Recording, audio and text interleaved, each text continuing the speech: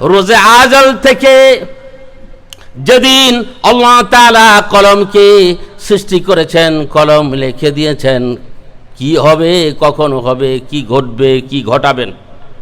আল্লাহ রাব্বুল আলামিন প্রথম যেই ফয়সালা দিয়েছেন, এই ফয়সালের বহির্ভূত কিছু হবে না।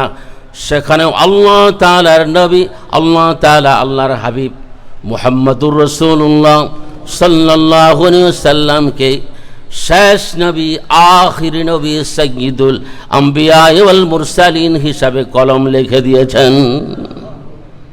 এটা আল্লাহর নবীর জানা ছিল। সুবহানাল্লাহ পড়ি। এই জন্য আল্লাহর নবী বলেছেন, কুনতু নবিয়্যান ওয়া আদামু বাইনার রূহি ওয়াল জাসাদ। আমি সেদিন থেকে নবী যেদিন আল্লাহ তাআলা হযরত আদম আলাইহিস সালামের রূহকে সৃষ্টি করেছেন এবং তার বডিকেও সৃষ্টি করেছেন। ওই সময়